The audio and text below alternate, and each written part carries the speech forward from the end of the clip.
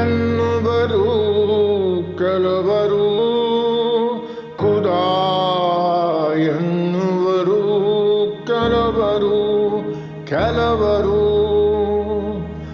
ರಾಮ ರಾಮ ರಾಮ ಎನ್ನುವರು ಕೆಲವರು, ಖುದಾ ಎನ್ನುವರು ಕೆಲವರು, ಕೆಲವರು ಸೇವೆಗೈವರು ಗೋಸಾಯಿಗಳು,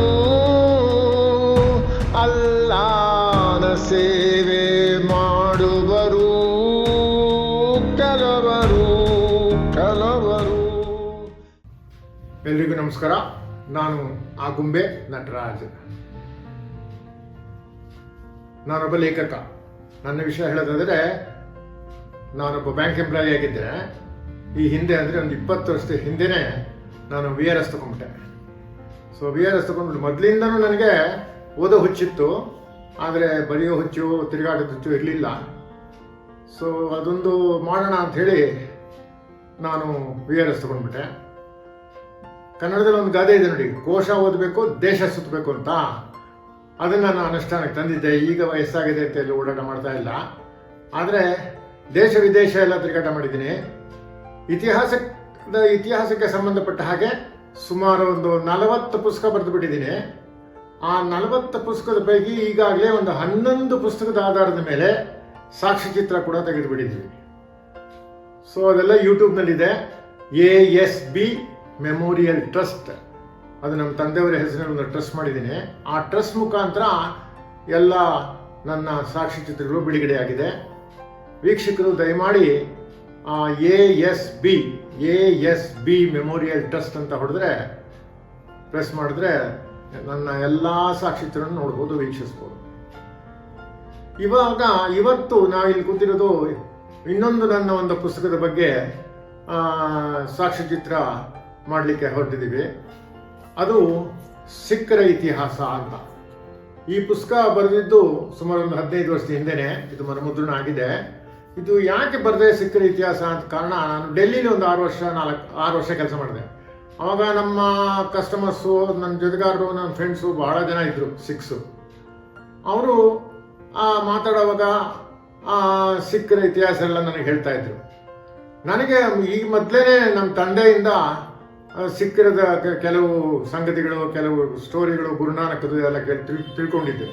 ನಮ್ಮ ತಂದೆನೇ ನನ್ನ ಮೊದಲೇ ಗುರು. ಅವರೆಲ್ಲ ಕಥೆಗಳಲ್ಲಿ ಹೇಳೋರು. ಗುರುನಾನಕ್ದೊಂದು ಅತ್ಯಂತ ಪ್ರಭಾವಿತ, ಬಹಳ ಇಂಪಾರ್ಟೆಂಟ್ ಸ್ಟೋರಿ ಹೇಳಿದ್ರು ನನಗೆ. ಹೇಗೆ ಅವರು ನದಿ ತೀರದಲ್ಲಿ ಹೋದಾಗ ಅಲ್ಲಿ ಒಂದು ತರ್ಪಣ ಎಲ್ಲ ಬಿಡ್ತಾ ಇದ್ರಂತೆ. ಜನ ಎಲ್ಲ ಕೇಳೋದಂತೆ, ಯಾಕೆ ತರ್ಪಣ ಬಿಡ್ತಿದ್ರಿ, ಏನು ಮಾಡ್ತಾ ಇದ್ದೀರಾ? ಇಲ್ಲ, ನಮ್ಮ ಪಿತೃಗಳಿಗೆ, ಪರಲೋಕದಲ್ಲಿರೋ ಪಿತೃಗಳಿಗೆ ನಾವು ನೀರು ತರ್ಪಣ ಬಿಡ್ತಿದ್ದೀವಿ, ಅವ್ರಿಗೆ ಕುಡಿಲಿಕ್ಕೆ, ಅವರಿಗೆ ಆಹಾರಕ್ಕೆ ಎಲ್ಲ ನಾವು ವರ್ಷಕ್ಕೊಂದ್ಸಲ ಮಾಡ್ತಿದ್ದಿದ್ದು. ಹಾಗೆ ಅದಕ್ಕೆ ಅವರು ದೂರ ಹೋಗಿ ನದಿ ನೀರನ್ನ ತೆಗೆದು ಎರ್ಚಕ್ಕೆ ಶುರು ಮಾಡಿದಂತೆ. ಆಚೆ ದಡಕ್ಕೆ ಎರ್ಚಕ್ಕೆ ಶುರು ಮಾಡಿದಂತೆ. ಅವಾಗ ನಾವು ಯಾಕೆ ನೀ ಎರ್ಚ್ತಾ ಇದ್ದೆ ನೀರನ್ನ, ಏನಾಯ್ತು ನಿನಗೆ ಏನು ಕೇಳಿದ್ರು? ಇಲ್ಲ ದೂರದಲ್ಲಿ ಆಚೆ ದಡದಲ್ಲಿ ನನ್ನೊಂದು ಹೊಲ ಗದ್ದೆ ಇದೆ, ಅದಕ್ಕೆ ನೀರಿನ ಹಾಗಿಸ್ತಾ ಇದ್ದೀನಿ ಇಲ್ಲಿಗೆ ಅಂತ ಹೇಳಿದ್ರಂತೆ. ಅವ್ರಿಗೆ ಆಶ್ಚರ್ಯ ಆಯ್ತು ಅಂತ. ಎಲ್ಲ ನೀನು ಮೂರ್ಖ, ಇಷ್ಟು ಆ ಕಡೆ ಇರೋ ದಡಕ್ಕೆ ಇಲ್ಲಿಂದ ನೀನು ನೀರು ಹೆಚ್ಚಿದ್ರೆ ಹೋಗ್ತದ, ತಲುಪುತ್ತಾ? ಹಾಗೆ ಇದೆ. ಅಲ್ಲ, ನೀವು ಪರಲೋಕದಲ್ಲಿರೋ ಪಿತೃಗಳಿಗೆ ನೀವು ನೀರು ಕುಡಿಸೋ ಹಾಗೆ ಇಲ್ಲಿಂದ ನಾನೇಕೆ ಕುಡಿಸ್ಬಾರ್ದು ಅಂತ ಹೇಳಿದಂತೆ. ಅದು ನನ್ನ ಮನಸ್ಸಿನಲ್ಲಿ ಆ ಕಥೆ ಉಳಿದ್ಬಿಡ್ತು. ನನಗೆ ಭಾಳ ಆಸಕ್ತಿ ಇತ್ತು ಗುರುನಾನಕ್ ಬಗ್ಗೆ ತಿಳ್ಕೊಬೇಕು ಹಾಗೆ ಅಂತ. ಸೊ ಗುರುನಾನಕ್ ಬಗ್ಗೆ ನನಗೆ ಒಬ್ಬ ನನ್ನ ಮಿತ್ರ, ಸಿಖ್ ಮಿತ್ರ, ನನಗೊಂದು ಒಳ್ಳೆ ಪುಸ್ತಕ ಕೊಟ್ಟ. ದಿ ಹಿಸ್ಟ್ರಿ ಆಫ್ ಸಿಖ್ಸ್ ಅಂತ ಹೇಳಿ. ಡಾಕ್ಟರ್ ಗೋಪಾಲ್ ಸಿಂಗ್ ಅವರು ಗೋವಾ ಗವರ್ನರ್ ಆಗಿದ್ರು. ಅವರು ಬರೆದಿರೋದು ಒಂದು ಪುಸ್ತಕ, ಕಂಪ್ಲೀಟ್ ಒಳ್ಳೆ ಪುಸ್ತಕ. ಅದು ಒಂದು 700-800 ಪೇಜ್ ಪುಸ್ತಕ. ಅದು ಇತಿಹಾಸ, ಕಂಪ್ಲೀಟ್ ಹಿಸ್ಟ್ರಿ ಅವರು ಸಿಖ್ ಅದರೊಳಗಿದೆ. ಅದನ್ನು ಓದಿದೆ. ಅದು ಓದಾದ್ಮೇಲೆ ಕೂಡ ನನಗೇನು ಬರೀಬೇಕು ಅನಿಸ್ತಿಲ್ಲ, ಅದು ಓದಿದೆ ಅಷ್ಟೇ. ಆಮೇಲೆ ನನಗೇನಾಯಿತು, I was an eyewitness to this anti Sikh rights.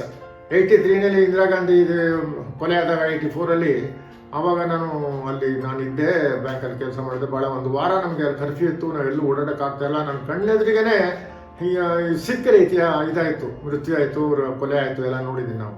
So ನಾವು ಮೋಟರ್ ಸೈಕಲ್ ಹೋಗುವ, ನಂದು ಹೆಲ್ಮೆಟ್ ಎಲ್ಲ ತೆಗೆದು ನೋಡೋರು, ಏನಪ್ಪ ನೀನು ಸಿಕ್ಕ ಹೌದು ಅಲ್ಲ ಅಂತೇಳಿ ನೋಡೋರು. ಆ ಥರ ಎಲ್ಲ ಅನುಭವಿಸ್ಬಿಟ್ಟಿದ್ದೀನಿ ನಾನು. ಸೊ ಅದು ಒಂದು ಭಾಳ ಅಂದರೆ ಅಲ್ಲಿ ದಾರುಣ ಮೃತ್ಯು ಆಯಿತು. ಪಾಪ ಯಾರು ಅಮಾಯಕರು, ಯಾರು ಎಲ್ಲೋ ಇದ್ದವರು, ಏನೋ ಕಷ್ಟದ ಜೀವಿಗಳು ಕಷ್ಟ ಮಾಡ್ಕೊಂಡಿದ್ರು, ಅಂಥವ್ರಿಗೆಲ್ಲ ಕೊಲೆ ಆಗೋಯ್ತು. ಅದೊಂದು ದೊಡ್ಡ ಇತಿಹಾಸನೇ, ದೊಡ್ಡ ದುರಂತ ನಡೆದೋಗ್ಬಿಡ್ತದ್ದು. ಡೆಲ್ಲಿಲಿ ರಕ್ತ ಚೆಲ್ದಂಗೆ ಬೇರೆ ಯಾವ ಸಿಟಿನಲ್ಲಿ ರಕ್ತ ಚೆಲ್ಲಿಲ್ಲ ಅಂತ ಹೇಳ್ತಾರೆ, ಆ ಥರ ರಕ್ತ ಚೆಲ್ದ್ಬಿಟ್ರು ಅಲ್ಲಿ. ಸೊ ಅದೊಂದು ಕಾರಣನೂ ಇರ್ಬೋದು ಅಂತ ಕಾಣಿಸುತ್ತೆ. ನಾನು VRS ತಗೊಂಡು ವಾಪಸ್ ಬೆಂಗಳೂರಿಗೆ ಬಂದು ನಾನು ಕೂತ್ಕೊಂಡಾಗ ಈ ಸಿಕ್ಕಿದ ಹಿಸ್ಟ್ರಿ ಯಾಕೆ ಓದಬಾರ್ದು ಅಂತ ತಿರ್ಗಾ ಓದಿದೆ. ಬರೀ ಯಾಕೆ ಬರಬಾರ್ದು ಕನ್ನಡದಲ್ಲಿ ಅಂದ್ಕೊಂಡು ಅದಕ್ಕೋಸ್ಕರ ಕನ್ನಡದಲ್ಲಿ ಈ ಪುಸ್ತಕನೂ ಬರೆದ್ಬಿಟ್ಟೆ. ಆದರೆ ಇದು ಎಷ್ಟು ದುರಂತ ಅಂದರೆ ಕನ್ನಡದವ್ರು ಓದೋದಿರಲಿ, ನಾನು ಈ ಪುಸ್ತಕನ ಒಂದು 2 ಕಾಪಿ ತೊಗೊಂಡೋಗ್ಬಿಟ್ಟು ಬೆಂಗಳೂರಿನಲ್ಲಿ ಗುರುದ್ವಾರ ತೊಗೊಂಡೋಗ್ಬಿಟ್ಟೆ. ಅವ್ರಿಗೆ ಯಾರಿಗೂ ಕನ್ನಡ ಬರೋದಿಲ್ಲ. ಆದರೂ ಅವ್ರು ಹೇಳಿದ್ರು, ಇಲ್ಲ ಕನ್ನಡ ಬರೋರು ಇದ್ದಾರೆ ನಮ್ಮಲ್ಲಿ, ಕೆಲವರು ಇದ್ದಾರೆ, ಕೆಲವರು ಕನ್ವರ್ಟ್ ಆದವ್ರು ಇದ್ದಾರೆ, ಅವರಿಗೆ ನಾನು ಕಾಂಟ್ಯಾಕ್ಟ್ ಮಾಡ್ತೀವಿ, ನೀವು ಅವ್ರಿಗೆ ಬೇಕಾದ್ರೆ ಅವ್ರ ನಂಬರ್ ಕೊಡ್ತೀನಿ, ನೀವು ಅವ್ರನ್ನ ಕಾಂಟ್ಯಾಕ್ಟ್ ಮಾಡಿ ಅವ್ರಿಗೆ ಕೊಡಿ ಈ ಪುಸ್ತಕ ಅಂತ ನಾನು ಮಾಡಿದೆ. ಕಾಂಟ್ಯಾಕ್ಟ್ ಮಾಡಿದೆ. ಹೌದು, ಅವನು ಒಬ್ಬರು ಇದ್ದರು, ಅವರು ರೈಲ್ವೇಲಿ ವರ್ಕ್ ಮಾಡ್ತಿದ್ರಂತೆ. ಅವರು ಆಮೇಲೆ ಕನ್ವರ್ಟ್ ಆಗಿ ಸಿಕ್ಕರಾಗಿದ್ದಾರೆ. ಅವರೆಲ್ಲ ಒಳ್ಳೆ ಪೊಸಿಷನ್ ಇದ್ದಾರೆ, ಡಾಕ್ಟ್ರ್ ಗಿಟ್ರೆಲ್ಲ ಆಗಿದ್ದಾರೆ, ಅವ್ರ ಮಕ್ಕಳೆಲ್ಲ ಚೆನ್ನಾಗಿದ್ದಾರೆ. ಆದರೆ ಅವ್ರಿಗೂ ಅಷ್ಟೇ, ಅವ್ರಿಗೆ ಅದು ಇಂಟ್ರೆಸ್ಟ್ ಇರಲಿಲ್ಲ. ಅವ್ರಿಗೆ ಸಿಕ್ಕ ಹಿಸ್ಟ್ರಿ ಯಾರಿಗೂ ಗೊತ್ತಿಲ್ಲ, ಯಾರಿಗೂ ಬೇಡ, ಸಿಕ್ಕಾಗಿದ್ದಾರೆ ಅಷ್ಟೇ ಅವರು. ಆದರೆ ಏನು ಉಪಯೋಗ ಆಗಲಿಲ್ಲ ಅವರಿಂದ. ಸೊ ನಾನು ಈಗೇನು ಮಾಡಿದ್ದೀನಿ ಅಂದರೆ ಅದಕ್ಕೋಸ್ಕರ ಸಿಖ್ ಇತಿಹಾಸದ ಮೇಲೆ ಇದೇ ಪುಸ್ತಕದ ಆಧಾರದ ಮೇಲೆ ಈಗ ಸಾಕ್ಷ್ಯಚಿತ್ರ ಮಾಡಲಿಕ್ಕೆ ನಾನು ಶುರು ಮಾಡಿದ್ದೀನಿ. ಈಗ ಎಲ್ಲರಿಗೂ ಗೊತ್ತಿದೆ, ಗುರುನಾನಕರ ಹೆಸರು ಯಾರು ಕೇಳಿಲ್ಲ, ಎಲ್ಲರೂ ಕೇಳಿದ್ದಾರೆ. ಅವರು ಸ್ಥಾಪಕ ಅಂತ ಹೇಳ್ತಾರೆ. ಅವರ ಒಂದು ವಿಷಯ ಮಾತಾಡೋದಾದರೆ ಏಪ್ರಿಲ್ 15ನೇ ತಾರೀಕು 1469 ಅವರ ಜನ್ಮದಿನ. ಈಗಿನ ಪಾಕಿಸ್ತಾನ ಪಂಜಾಬ್ ಪ್ರಾಂತ್ಯದ ತಲ್ವಾಂಡಿ ರೇಭೋ ಎಂಬ ಹಳ್ಳಿಲಿ ಅವ್ರ ಜನ್ಮ ಆಯ್ತಂತೆ. ಕರುಣಾಳು ದೇವಾ ನೀನೊಬ್ಬನೇ ಕಾರಣಕರ್ತ, ಓ ಕರುಣಾಳು ದೇವಾ ನೀನೊಬ್ಬನೇ ಕಾರಣಕರ್ತ, ದಯೆಯಿಂದ ಹರಸು ನನ್ನನು, ದಯೆಯಿಂದ ಹರಸು ನನ್ನನು, ರಾಮ ರಾಮ ರಾಮ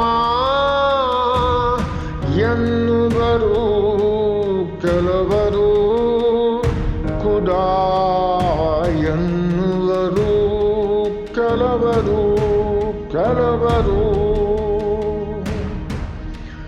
ಪವಿತ್ರ ಯಾತ್ರಾ ಮಾಡುವರು ಕೆಲವರು ಕೆಲವರು, ಪವಿತ್ರ ಯಾತ್ರಾ ಮಾಡುವರು ಕೆಲವರು ಕೆಲವರು, ಹಜ್ ಯಾತ್ರೆ ಮಾಡುವರು ಕೆಲವರು ಕೆಲವರು, ನೈವೇದ್ಯ ಅರ್ಪಿಸುವರು ಕೆಲವರು ಕೆಲವರು. ಸೊ ಅವರು ಈ ಪಂಜಾಬ್ ಅನ್ನೋ ಹೆಸರಿನಲ್ಲೇನೆ ಒಂದು ಇದಿದೆ, ಅರ್ಥ ಇದೆ. ಅರಬಿಕ್ ಭಾಷೆಯಲ್ಲಿ ಪಾಂಚ್ ಅಂದರೆ 2, ಅಬ್ ಅಂತಂದರೆ ಸರೋವರ ಅಂತ ಆಗ್ತದೆ, ನದಿ ಅಂತ ಆಗ್ತದೆ. ಸೊ ಪಂಜಾಬ್ 5 ನದಿಗಳು ಹರಿಯೋ ಜಾಗಕ್ಕೆ ಪಂಜಾಬ್ ಅಂತ ಕರೀತಾರೆ. ಆದರೆ ಇದು ಗಾಂಧಾರ ಎಂಬ ಹೆಸರು ಋಗ್ವೇದ ಅದು ಇದೆಯಾ ನೋಡಿ, ಪಂಜಾಬನ ಹೆಸರು ಋಗ್ವೇದಲ್ಲೂ ಕೂಡ ಬಂದಿದೆ ಅಂತ ಹೇಳ್ತಾರೆ. ಪಂಚ ಅಪ ಅಂತ ಒಂದು 5 ನದಿಗಳ ನಾಡು ಅನ್ನೋ ಒಂದು ಅರ್ಥನೂ ಬರುತ್ತೆ ಅಂತ ಹೇಳ್ತಾರೆ. ಸೊ ಅದೇನೇ ಇರಲಿ, ನಮ್ಮ ಕಥಾನಾಯಕ ಗುರು ನಾನಕ್ 1469-1539 ಇವರು ಜನಿಸಿದ್ದು ರೇಭೋ ತಲ್ವಾಂಡಿ ರೇಭೋ ಅನ್ನೋ ಹಳ್ಳಿಯಲ್ಲಿ ಜನಿಸಿತು. ಅವರ ತಂದೆ ಹೆಸರು ಮೆಹ್ತಾ ಕೂಲು ಎಂದಾಗಿದೆ. ಅವರು ಪಂಜಾಬಿನ ಪ್ರಸಿದ್ಧ ಜಾತಿ ಒಂದು ಇದೆಯಲ್ಲ, ಖಾತ್ರಿ ಅಂತ ಕರೀತಾರೆ ಅವರಿಗೆ. ಖಾತ್ರಿ ಅಂದರೆ ಕ್ಷತ್ರಿಯ ಜಾತಿಲಿ ಸೇರಿದವರು. ಇದೇ ಜಾತಿಲಿ ಇದೇ ಕ್ಷತ್ರಿಯದಲ್ಲಿ ಒಂದು ಒಳಪಂಗಡ ಇದೆ. ಆ ಒಳಪಂಗಡದ ಹೆಸರು ವೇದಿ ಬೇದಿ ಅಂತ ಕರೀತಾರೆ. ಅಂದರೆ ವೇದದಲ್ಲಿ ಪಾರಂಗತ ಆದವರಿಗೆ ಬೇದಿ, ಆ ಕಿರಣ್ ಬೇಡಿ ಅಂತ ನಾವು ಕರಿತೀವಲ್ಲ, ಫೇಮಸ್ ಆಗಿದ್ದಾರಲ್ಲ, ಅವಳು ಅದೇ ಜಾತಿಗೆ ಸೇರಿದವಳು ಅಂತ ಅಂತಾರೆ, ಪಂಗಡಿಗೆ ಸೇರಿದಳು ಅಂತ ಹೇಳ್ತಾರೆ. ಅಂದರೆ ಅವರು ವೇದದಲ್ಲಿ ಪಾರಂಗತ ಅಲ್ಲ, ಕ್ಷತ್ರಿಯರಾದರೂ ಕೂಡ ವೇದ ಅಭ್ಯಾಸ ಎಲ್ಲ ಮಾಡ್ತಾ ಇದ್ರಂತೆ. ಸೊ ಈ ಅವರ ತಂದೆ ಹೆಸರು ಕಾಲು ಮೆಹ್ತಾ ಅಂತ. ಕಾಲು ಮೆಹತಾನ ಒಂದು ಮಗಳಿಗೆ ಹೆಸರಿಗೆ ನಾನಕಿ ಅಂತ ಹೆಸರಿಟ್ಟಿದ್ದಾರೆ. ಸೊ ಗುರುನಾನಕ್ ಅಂತ ಹೆಸರಿದ್ದದ್ದು ತಂಗಿ ಹೆಸರು ನಾನಕಿ ಅಂತಾಗಿದೆ. ಸೊ ಅದು ಮುಂದೆ ಅವಳನ್ನು ಜಯರಾಮನ್ ಅವ್ರಿಗೆ ಕೊಟ್ಟು ಮದುವೆ ಮಾಡಿದಂತೆ. ಈಗ 5 ವರ್ಷ ವಯಸ್ಸಾದಾಗಲೇ ನಾನಕರಿಗೆ ಒಬ್ಬ ಪಂಡಿತರಿಂದ ವಿದ್ಯಾಭ್ಯಾಸ ಕೊಡೋಕ್ಕೆ ಶುರು ಮಾಡ್ತಾರೆ. ಆಮೇಲೆ ಆವಾಗ ಪಂಜಾಬ್ ಎಲ್ಲ ಅಫ್ಘನ್ ರೂಲ್ನಲ್ಲಿ ಇತ್ತಲ್ಲ, ಮುಸ್ಲಿಂ ರೂಲ್ನಲ್ಲಿ ಇತ್ತಲ್ಲ. ಸೊ ಹಾಗಾಗಿ ಅವರ ಒಂದು ಪ್ರಭಾವ ತುಂಬ ಬಿದ್ದಿದೆ, ಇವತ್ತಿಗೂ ಬಿದ್ದಿದೆ ಅವ್ರಲ್ಲಿ. ಸೊ ಅದು ಒಬ್ಬ ಮುಸ್ಲಿಂ ಮೌಲ್ವಿಯಿಂದ ತಂದೆ ಏನು ಮಾಡ್ತಾನಂತೆ, ನೀನು ಬರೀ ವೇದ ಕಲಿಸೋದಲ್ಲ, ನೀನು ಸ್ವಲ್ಪ ಈ ಇಸ್ಲಾಂ ಕೂಡ ಕಲ್ತ್ಕೋಬೇಕು, ಯಾಕಂದರೆ ಇಲ್ಲೆಲ್ಲ ಅವರೇ ಜಾಸ್ತಿ ಇರೋದ್ರಿಂದ ನೀನು ಅದನ್ನು ಸ್ವಲ್ಪ ನೋಡೋದು. ಸೊ ಹಿಂದೂ ಇಸ್ಲಾಮದ ಈ ಧರ್ಮ ಅರಿವು ಬಾಲ್ಯದಲ್ಲಿ ಆಗಬೇಕು ಅವ್ರಿಗೆ. ಅದು ಬಹಳ ಪ್ರಭಾವ ಬಿತ್ತು ಅವರಿಗೆ, ಎರಡೂ ಧರ್ಮಗಳ ಪ್ರಭಾವ ಅವ್ರ ಮೇಲೆ ಬಿದ್ದುಬಿಡ್ತು ಅವರಿಗೆ. ಸೊ ಇದು ತಳಹದಿ ಆಯಿತು ಅಂತಲೇ ಹೇಳ್ತಾರೆ ಇತಿಹಾಸಕಾರರು. ಸೊ ಅವರಿಗೆ ಯಜ್ಞೋಪವೀತ ದೀಕ್ಷೆ ಉಪನಯನ ಎಲ್ಲ 13ನೇ ವಯಸ್ಸಿಗೆ ಮಾಡ್ತಾರಂತೆ.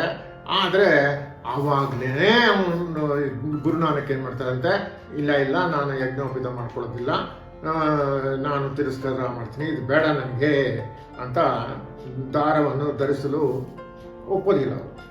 ಸೊ ಆವಾಗ ಒಂದು ಉತ್ತರ ಕೊಡೋದು ಮಾತ್ರ ಬಹಳ ಚೆನ್ನಾಗಿದೆ.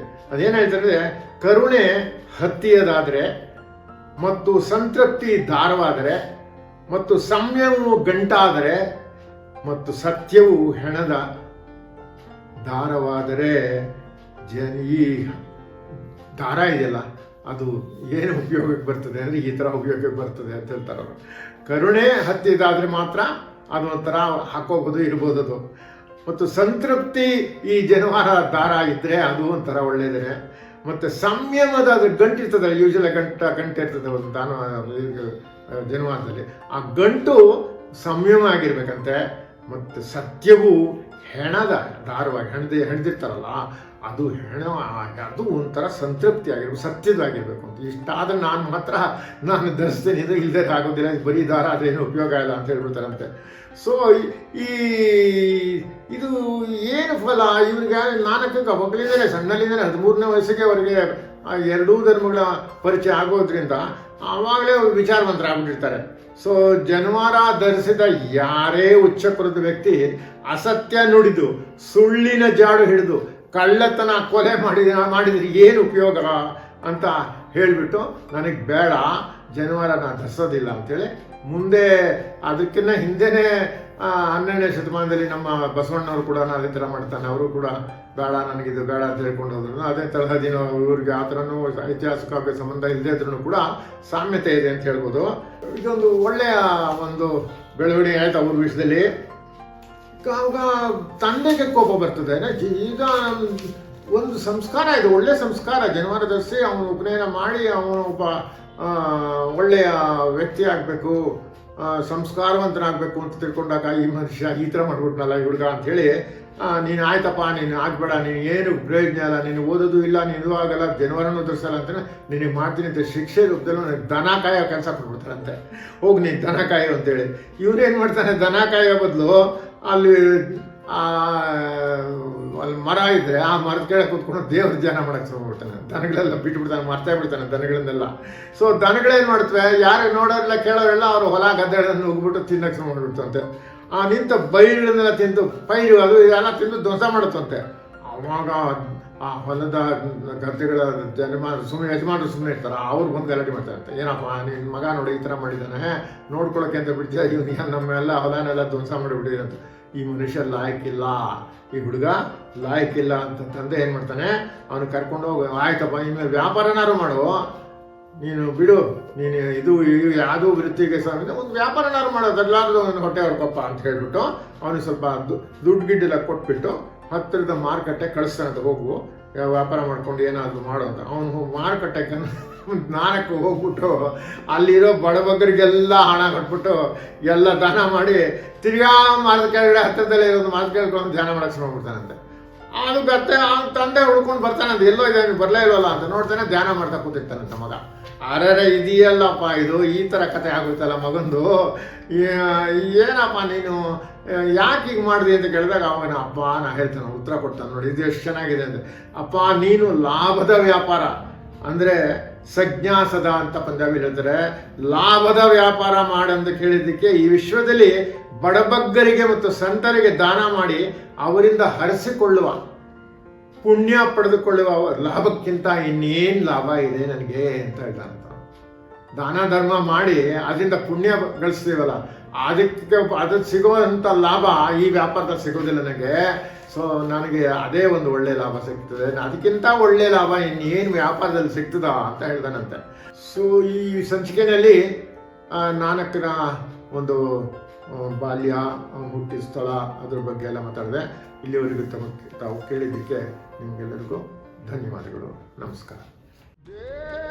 ದೇವಲೋಕ ಅಪೇಕ್ಷಿಸುವರು ಕೆಲವರು, ಸ್ವರ್ಗ ಲೋಕ ಅಪೇಕ್ಷಿಸುವರು ಇತರರು. ದೇವಲೋಕ ಅಪೇಕ್ಷಿಸುವರು ಕೆಲವರು, ಸ್ವರ್ಗ ಲೋಕ ಅಪೇಕ್ಷಿಸುವರು ಇತರರು. ರಾಮ ರಾಮ ರಾಮ ಎನ್ನುವರು ಕೆಲವರು, ಕುಡ ಎನ್ನುವರು ಕೆಲವರು ಕೆಲವರು.